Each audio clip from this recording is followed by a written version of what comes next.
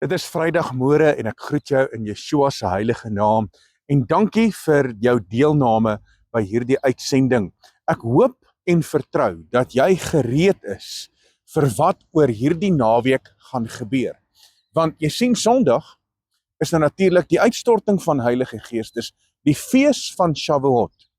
En ons het nou natuurlik 'n opdrag in Vader se woord om sy fees te onderhou. In Deuteronomium hoofstuk 16 vers 16 sê die woord dat ons moet 3 maal 'n jaar voor die aangesig van Jahwe verskyn. En een van daardie tydperke is nou natuurlik oor die fees van Shavuot. Maar wanneer ons voor die aangesig van Jahwe verskyn, dan is daar iets wat ek en jy as mens moet doen. Want jy sien, ons kan nie net opdaag en instap en verwag Vader moet ons nou seën nie. Daar is iets wat ek en jy as mens moet doen. Nou ek wil jou vat na die woord toe in die boek van Exodus hoofstuk 19. In Exodus hoofstuk 19 kom die volk by die berg van Sinaï bymekaar. Hulle kom bymekaar, hulle het uitbeweeg op Pesach, beweeg hulle uit Egipte uit. En hulle het hierdie wandel, hulle stap deur die Rooi See en hulle kom aan die ander kant uit en hulle is Vader se eiendom want hulle is nou net deur die doopwater. En nou kom hulle na 50 dae nadat hulle uitbeweeg het uit die Rooi See uit, kom hulle na 50 dae kom hulle by die berg van Sinaï. En nou gaan Vader met hulle ontmoet en daar sekere protokol wat Vader met hulle vasmaak. Nou dit wat gebeur het by die berg van Sinaï, gebeur met die disippels, met almal wat eendragtig bymekaar was vir 10 dae lank in die bofortrek, kom die Gees en dit word uitgestort toe hulle instap in die tempel en hulle kom bymekaar, is hulle eendragtig gevul met die Gees van Jahwe.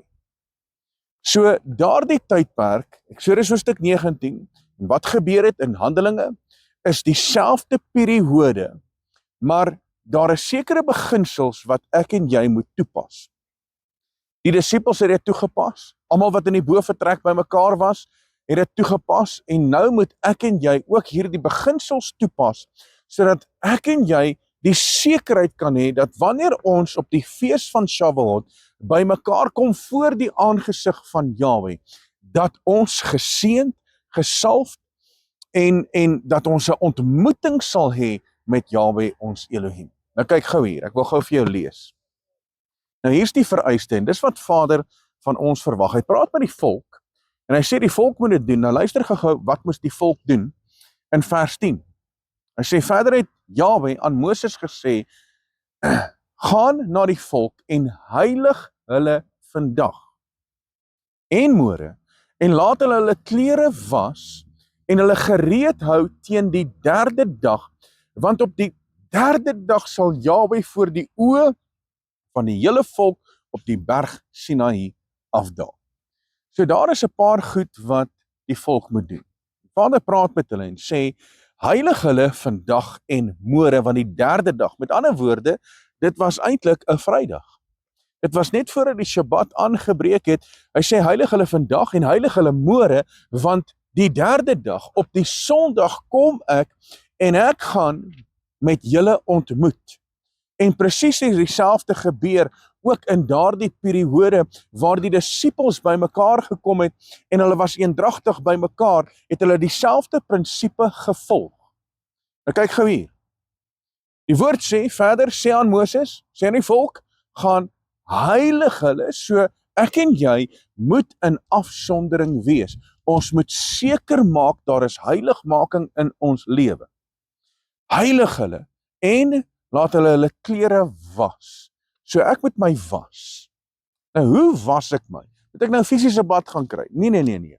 Jy moet eintlik 'n geestelike bad hê. Want die woord kom verklaar dit in die boek van Efesiërs 5 vers 26, dat ons word gewas deur die waterbad van sy woord. So ek moet geheilig word, want heiligmaking is nou nog steeds vir Vader belangrik. Want ons almal ken daai skrif van Hebreërs 12 vers 14, dat sonder heiligmaking sal niemand van ons die lewende God sien nie. So hy soek heiligheid, hy soek dat ons moet afsonder vir Jahwe ons Elohim, want die afgesonderde God gaan met jou ontmoet en die afgesonderde Gees in jou lewe kom uitstort. Nou moet ek my was met die waterbad van sy woord en hy gaan verder, hy sê, en hulle gereed hou. So, wat gebeur wanneer ek my gereed hou? Wanneer ek my gereed hou, dan beteken dit, ek is gereed, ek is in 'n afwagting vir dit wat gaan kom. So, wat is jou hartsbegeerte? Wat is jou hartsbegeerte? Wat is jou verlange? Wat is jou hartsbegeerte? Wat is daardie vooruitsig wat jy het vir Shavuot? Daai vooruitsig moet jy jouself in gereedheid hou, dat jou hartsbegeerte, daai vooruitsig, daai absolute begeerte in jou sielsarea en in jou gees, dat Vader dit aan jou sal kom gee en sal kom uitstort na jou hartsverlange. Want jy sê, ek het 'n verwagting. Weet nie van jou nie, maar ek het 'n verwagting.